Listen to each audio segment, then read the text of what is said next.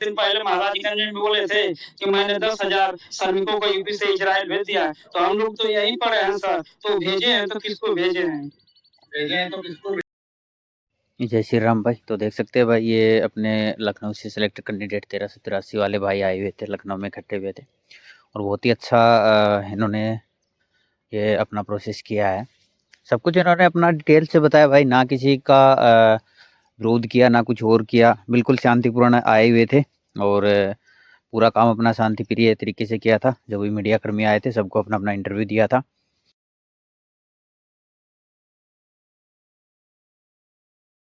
सारे attempts clear किए हैं, 14 महीने से इंतजार कर रहे हैं।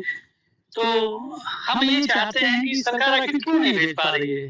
दिक्कत कहाँ पे आ रही है? कि सारे pre English screening, RPL, client interview और सारे मेडिकल और सारे डॉक्यूमेंट ले जाके एनएचडीसी बनारस में मैंने जमा कर दिया है। सारे जितना 13 सेलेक्ट बने हैं, सारे अटेम्प्ट्स क्लियर किए हैं। तो अब इसकी वजह से जो दूसरा काम कर रहे थे पहले, वो काम भी प्रभावित हो गया।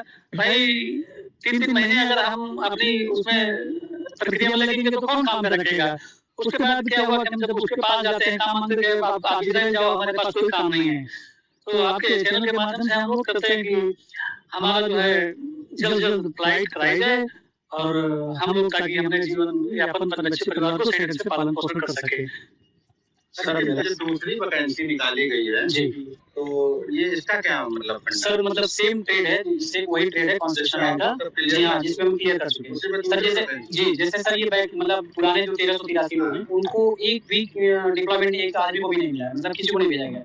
उसी ट्रेड में सर फिर उत्तर प्रदेश सरकार की तरफ से ही मतलब 2600 नई वैकेंसी जारी कर दी गई। तो सर 2600 नई वैकेंसी किस बेस पे जारी की गई है? इसके लिए सर जब हम इनके सुंदर साहब से मिले, जो सेक्रेटरी मतलब यहाँ रोजगार संगम में, तो उन्होंने बोला कि इसको आप अलग तरीके से हम देख रहे हैं, उसको हम अलग तरीके से देख रहे हैं। तो सर ट्रेड भी वही है, सारी चीजें एक है, तो अलग तरीका से कौन, तो हमने सर मतलब 14 महीना हुआ सिलेक्टेड आप लोग को नहीं भेजा जी।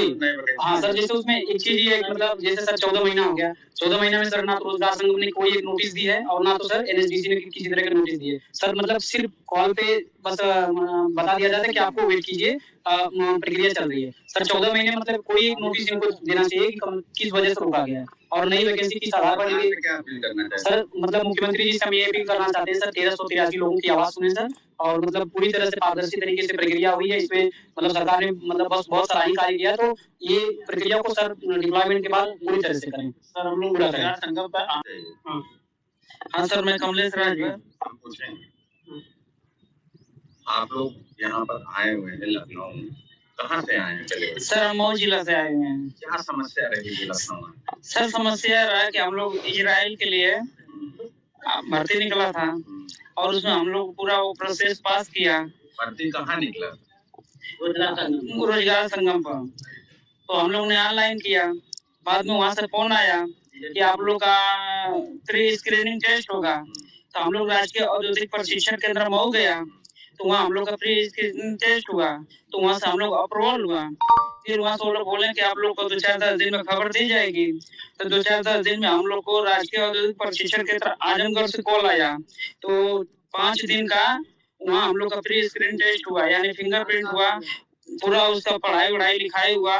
बाद में हम लोग पास हुए और इंटरनेशनल अधिकारी आए थे, क्लाइंट, हम लोग का वहाँ पर पूरा परीक्षा, वाइवा, इंटरव्यू सब कुछ लिए। बाद में हम लोग का उसमें पास हो गया, तो बाद में मार्कशीट मिला हम लोग का। मार्कशीट मिलने के बाद फिर वहाँ के सर लोग बोले कि आप लोग का 10-15 दिन में कॉल आ जाएगा। तो हम लोग का 10-15 दिन में कॉल आया लखनऊ के लिए। तो इजराइल का क्लाइंट आए थे लखनऊ, तो हम लोग लखनऊ आया, पूरा अपना कागज पत्र सब कुछ लेकर आया। यहाँ पर हम लोग को टाइल वाइल लगाया गया और इजराइल क्लाइंट ने बोला कि आप लोग का पूरा प्रक्रिया सब अप्रूवल हो गया है, कोई प्रकार का दिक्कत नहीं है। तो बाद में हम लोग वहाँ गया, फिर इसके बाद 21 दिन बाद फिर फोन आया। तो हम लोग 21 दिसंबर को एनडीसी से फोन आया, करौदी बनारस से। तो हम लोग अपना पूरा डॉक्यूमेंट वहाँ ले जाकर जमा कर दिया और जमा करने के बाद वो शॉर्टलिस्ट वो लोग भेज दिया एनडीसी दिल्ली, बोला कि आप लोग का ऑफर लेटर आएगा तो आप लोग को बता दिया जाएगा कि पैसा कब कहाँ जमा करना है। और आज तक सर 14 महीना हो गया, ना ऑफर लेटर आया, ना कॉल आया। और बीच में एक बार कॉल आया था कि आप लोग को कोई ऑनलाइन पैसा माँगेगा तो आप लोग पैसा मत दीजिएगा। तो हम लोग बोला ठीक है, तो एक राजकुमार सर का नंबर वो लोग दिया, तो उस वक़्त उनको कॉल किया तो फ़ोन लगा और आज से वो फ़ोन उनका नहीं लगता है।